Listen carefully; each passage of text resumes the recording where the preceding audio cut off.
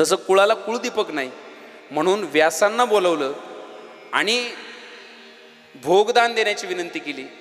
आईची इच्छा म्हणून ऐकलं आणि त्या ठिकाणी अंबिका जे आहे तिला सांगितलं की जा, आपल्या कुळाला कुलदीपक प्राप्त व्हावं म्हणून या ऋषींचा देहदान घे, भोगदान घे. सासूंच्या सांगण्यानुसार ती गेली. तिला तेज पेलवलं नाही. ताकदवान मुलगा जन्माला येईल म्हटले, पण आंधळा मुलगा जन्माला येईल, कारण हिनं डोळे झाकले. अंबालिका जी आहे तिला पाठवलं. अंबालिका सुद्धा कंपित पावली आणि अंबालिकेला सुद्धा या व्यासांनी सांगितलं हिच्या पोटी जो जन्माला येईल पंडूवर्णी पोरगा जन्माला येईल, म्हणजे ज्याला आपण कोडं म्हणतो, पांढरी त्वचा फुटलेली, हा एक प्रकारचा आजारच आहे आणि तसा मुलगा जन्माला येईल. परत बऱ्याच दिवसांनी विचार परामर्श केला. दोघंही राज्याच्या अधिकारामध्ये बसणार नाही, दोघांना सुद्धा राज्यावर बसवता येणार नाही. तुम्ही ऐकताय ना व्यवस्थित? त्याचं कारण असं आहे, गादीवरती रोगी कसा बसवता येईल? नाही चालत. रोगी नाही आणि दुसरी गोष्ट दुसरा जर बसवता तो आंधळा आहे. अंबिकेच्या पोटी जो जन्माला आला तो धृतराष्ट्र आहे. अंबालिकेच्या पोटी जो जन्माला आला त्याचं नाव पंडू आहे. हा पंडूवर्णी, त्याला पंडू नावाचा आजार आहे, पांढरी त्वचा. परत विचार केला, आता अंबिका जी तिला परत पाठवू. अंबिकेला सांगितलं जा, परत एकदा व्यासांचा कृपापात्र हो आणि आपल्या कुलदीपक, निरोगी कुलदीपक प्राप्त कर. हो म्हणली, पण स्वतः गेली नाही, दासीला पाठवलं. व्यासांनी सूर्योदय होताच सांगितलं माझी फसवणूक आहे आणि माझ्यासाठी ते योग्य नाही, कदाचित हा कलंकित विषय ठरू शकतो, म्हणून परत आता मला बोलू नको, मी तुझ्या अधीन नाही आहे, आता मी स्वतंत्र आहे, माझं काम झालंय, तुझी आज्ञा पाळली. मात्र दाशीपासून जो जन्माला आला धर्मात्मा जन्माला येईल. दाशीपासून जो जन्माला आला तो मुलगा ब्राह्मण बनेल. दासीपुत्र तुम्ही म्हणाल ब्राह्मण कसं काय? मी कालही उल्लेख वापरला, मंत्रपाठ केले तर तुम्ही पण ब्राह्मण आहे. फक्त ज्याने ब्राह्मण कर्म केलं त्याने परत दुसरं कर्म करू नये, हा नियम आहे. त्यानुसार तो ब्राह्मण ठरतो. मागची परंपरा खंडित केली आणि तिथून पुढे जर फक्त तुम्ही मंत्रोच्चारच करत राहिला, तुम्ही आता क्षत्रिय नाही, तुम्ही ब्राह्मण आहात, असा त्याचा अर्थ होतो. म्हणून हा धर्मात्मा जन्माला येईल. निघून गेले. निघून गेल्यानंतर पुढे ही मुलं मोठी झाली. कोण? पंडू, विदुर, धृतराष्ट्र. पंडूचं जे लग्न आहे ते कुंतीसोबत आणि माद्रीसोबत केलं गेलं आणि धृतराष्ट्राचं जे लग्न आहे ते गांधारीसोबत केलं गेलं. गांधारी, कुंती आणि माद्री ह्या पुढच्या कुलवधू. गांधारी इतकी पवित्र होती, गांधारी इतकी सात्विक होती. धृतराष्ट्र नवरा कसा निघेल तिच्या हातात नाही, पण ती मात्र फार सात्विक होती, पतिव्रता धर्माशी एकनिष्ठ होती. डोळ्यावरती पट्टी बांधली होती याच्याकरता, नवरा जर जग पाहत नसेल तर आजपासून मी सुद्धा ज्या डोळ्यांनी नवऱ्याला जग पाहता येत नाही ते डोळे मला असून काय उपयोग आहे? कारण माझं पावित्र्य हे पतीमुळे आहे आणि त्या पतीला जर नजर नसेल तर मी सुद्धा डोळ्यावर पट्टी बांधते. म्हणून आयुष्यभर पट्टी बांधली, फक्त एकदाच पट्टी सोडली म्हणून ती पतिव्रतेच्या यादीत आली नाही. मुलाच्या पुत्र मोहापोटी शरीर लोखंडी व्हावं म्हणून पट्टी सोडली, म्हणून ती पतिव्रतेच्या यादीत नाही. नाहीतर अहिल्या, द्रौपदी, सीता, तारा, मंदोदरी तथा पंचकन्या उस्मरी या 5 आहेत. याच्यात गांधारीचं नाव आलं असतं, आलं का नाही? एकदा पट्टी सोडली म्हणून. समजून घ्या बरं. आणि म्हणून पुढे या कुंतीपासून, गांधारीपासून शंकराचं वरदान प्राप्त झालं की तुला 100 मुलं होतील. धृतराष्ट्र आणि गांधारीला जी मुलं झाली ती 100. पंडूला कुंतीपासून जी मुलं झाली ती पांडव.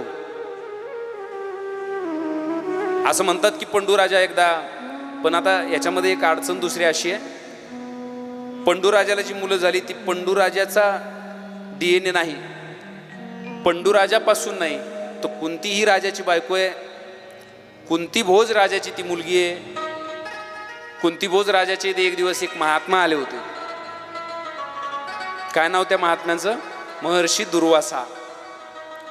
दुर्वासांची तिने सेवा केली.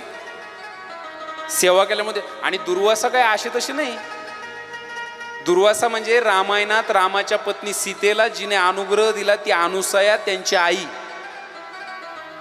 दुर्वास, सोम म्हणजे चंद्र आणि एकमुखी दत्त आत्री आणि अनुसया यांचे पिता, आत्री आणि अनुसया हे यांचे पिता कोणाचे? दुर्वासांचे. दुर्वासांची सेवा केली. दुर्वासांनी 5 मंत्र दिले. हे बघ बाई, हे मंत्र असे आहेत, ज्या मंत्राच्या देवतेचं स्मरण करशील ते प्रगट होतील, ते भोगदान देतील, त्यापासून दिव्य पुत्र जन्माला येईल, पुढे नावारूपाला येतील. बारीक होती तेव्हा सेवा, हातपाय दाबले असतील, जेवण खावण दिलं असेल, ऋषींची सेवा केली असेल, प्रसन्न होऊन दिलेले ते मंत्र आहेत. मंत्र पाठ होते. बऱ्याच काळानंतर वनविहाराला गेली आणि तिकडे जंगलात गेल्यानंतर सहज आठवण झाली की मला ऋषींनी मंत्र दिलेले आहेत आणि ते मंत्रापासून मला मुलं होऊ शकतात. आता तो काळ होता, विश्वास ठेवला की आजही परमार्थ सिद्ध आहे, विश्वास नसेल तर सिद्ध नाही. मला काही येतं म्हणून नाही, पण शास्त्र म्हणून बोलतो, याला कोणी अहंकाराचं नाव देऊ नये. 10 वर्षात थोडं चुकून माझ्या नशिबाने काही जे पंचांग शिकलो का नाही त्याची सुद्धा मला आतापर्यंत अनेक प्रचिती आहेत. तिला सुद्धा थोडा डाऊट आला होता, हे खरं असेल का. सुरुवातीला मीच लोकांना सांगायचो, मीच म्हणायचे सांगतोय खरं पंचांगानुसार, पण खरं होईल का. टाइम बरोबर असेल, पुढच्याची वेळ बरोबर असेल, जन्मतारीख. आतापर्यंत 10 वर्षात गावात इथंच कीर्तनात 10 लोक बसलेले, त्यांना आत्ता तोंडावर सांगतो ते खरं का खोटं. तिला पण डाऊट आला होता, मंत्राची ताकद खरी का खोटी. 10 वर्षात अनेक प्रचिती आल्या. 2 महिन्यापूर्वी माझ्या पत्नीला भोंडेवाडीहून फोन आला होता, या अमुक अमुक धोत्र्याची बाई आहे, सापडत नाहीये काय बघा बरं.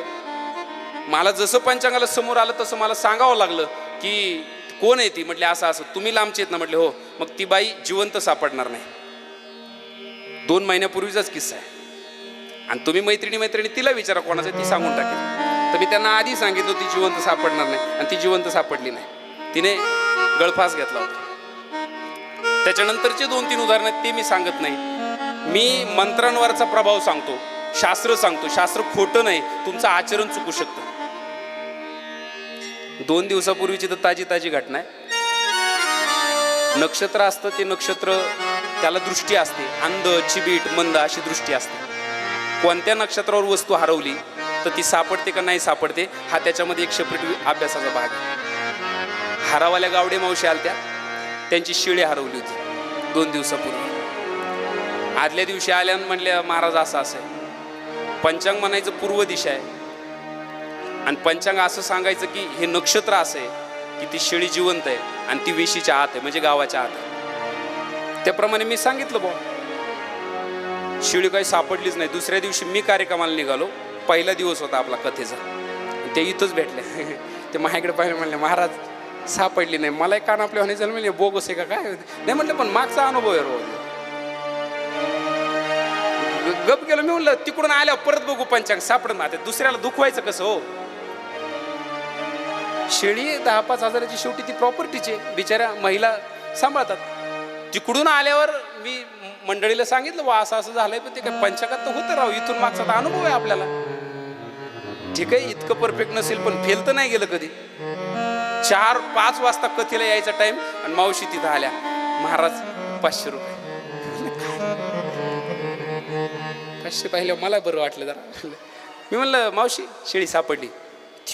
कुठं होती. म्हणजे ते खड्ड्यात पडली होती आणि त्याच्यावरून ते गबाळ आलं होतं आणि ती 2 दिवस दिसतच नाही. कोणतं तरी पोरग गेलं आणि त्याला ती जागा हल्लेली दिसली, शेळी निघाली. मी म्हणलं खरं निघालंय राव. 3रं उदाहरण तर आमच्या आत्मने सर एक पत्रिका जुळून नव्हती दिली. ते म्हणले ह्याच्यावर माझा विश्वासच नाही, हे 100 घ्या पत्रिका जुळून द्या. नाही टिकले ते उदाहरण. म्हणजे खोटं नको वाटायला म्हणून सांगतो बघ, ते साक्षीदार आहे त्याला. मग असं नको वाटायला, कारण मी तोंडावर म्हटलो होतो सर हे माना. ते म्हणले नाही बा. म्हणजे ठीक आहे, प्रचिती आली त्यांना.